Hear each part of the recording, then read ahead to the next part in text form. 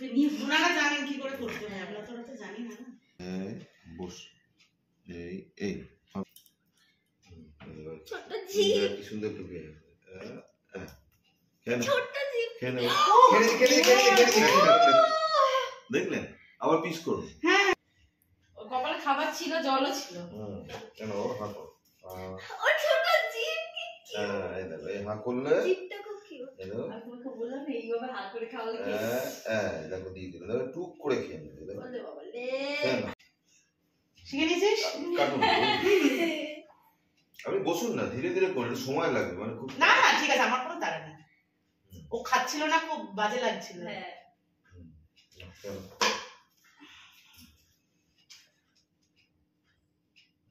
দাও একটুখানি আমি একটু দেখো ফাঁক হয়ে বলো ওকে।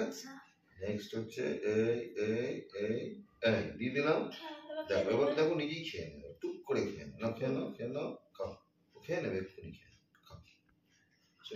একটু খেয়েছে তো ব্যাস, তাহলে কেন কেন যাই হোক শরীরটা লেগেছে বলে অতটা ভালো লাগছে না। তুমি একটা কাজ করো তো, এই আমার ব্যাগের সামনের পকেটে ড্রপার আছে, ভাবছি যদি আমি না খাওয়াতে পারি। না না খেয়ে নেবে দেখুন। আপনারা আসলে জানেন আমরা তো পাখনাগুলো ওড়াচ্ছে, দেখেছো? মানে একটু শক্তি এসেছে খেয়ে। ও উঠতে চাইছে এবার আর আমরা চাই যে মানুষ আর আমাদের এখানে এই কিউটি গায়ে কিছু করতেছে। দেখো এরকম করে প্রথম বসাতে হবে। দেখো এই যে এটা বসতে চাইছে না এখন এই যে প্যান্টটা পরবে জিন্স পরবে জিন্স তাহলে লাগবে না। দেখো এই যে গ্র্যাব করছে বসিয়ে দিলাম, তারপরে কাজ এরকম ভাবে ধরলে ওকে। নেক্সট হচ্ছে ওরকম না, এই যে আমি হাত যেমন দিচ্ছি ওরকম ধরলে পারবে না। এবার এটাকে আবার তুমি একটু ফাঁক করে দাও, হয়ে গেল। এইবার কি করে একটু জল দিয়ে খাবারটা দরজাটা ভেঙে খাবারটা পাস করে গেল দিন আগে না না তোমাদের কাছে রেখে দাও, শিখে দিলাম কি পারবে। আমাদের কাছে রেখে দিলে আরে মানে ওখানে ওড়াবে উড়ুক আগে, তাহলে তো তাহলে ওর মায়ের কাছে থেকেও চলবে। বাবা মার কথা, ওর মা না কেন দেখেন ওই দেখ কপালে ছিল মাংস ছিল না, সব থেকে বড় মাংসটা কোনো মেটে কিন্তু দেয় না। আচ্ছা আমি যেহেতু মেটে যেতে বলেছি আমার ওই জন্য মেটে কিন্তু আমাদের সেরকম হয় না। এটা কি মুরগির মাংস দিতে? হ্যাঁ এক্ষুনি নিয়ে এসছে এক্ষুনি। সব মাংসেরই মেটে খায় তাই তো? কিন্তু আপনার এটা যদি ফ্রিজের হয় তাহলে বাঁচবে। এই যে পৌলমী দাস ক্লাস 6 এ পড়ে, অক্সিলিয়াম কনভেন্টের স্টুডেন্ট। এটা হচ্ছে স্পটেড আউল, এটাকে উন্ডেড অবস্থায় ও পায় এবং সেটাকে বাড়িতে রেস্কিউ করে আনে এবং তারপরে আমার সঙ্গে যোগাযোগ করে আমি আসি, পাখিটাকে কিভাবে খাওয়াতে হবে সেইভাবে শেখাচ্ছি এবং বাচ্চাটা খুব ইন্টারেস্টেড।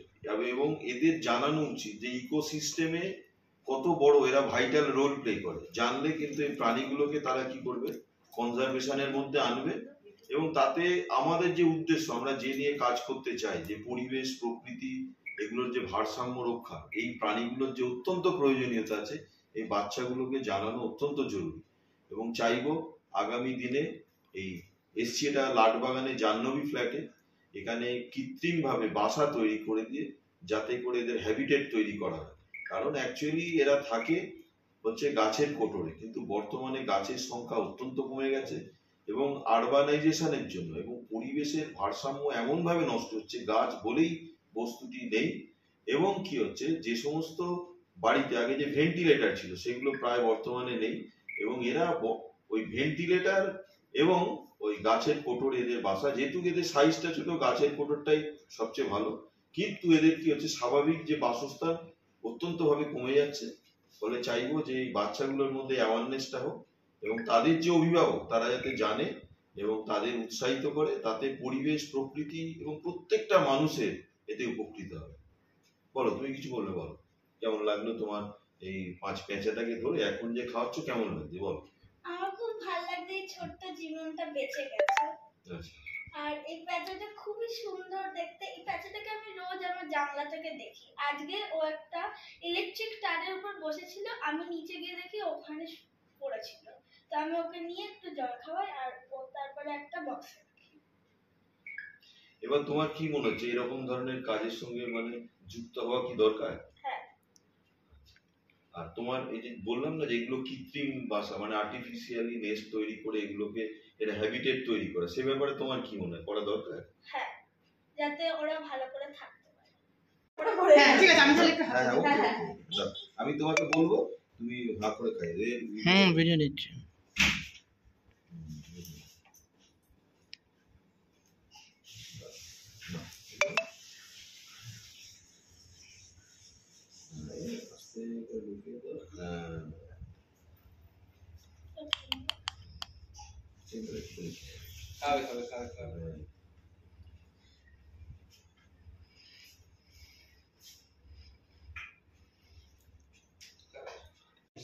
সারি সারি বসে থাকে একদম।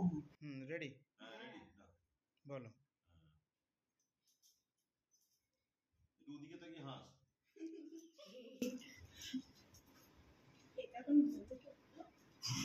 মুখটা খুলে হা হা হা।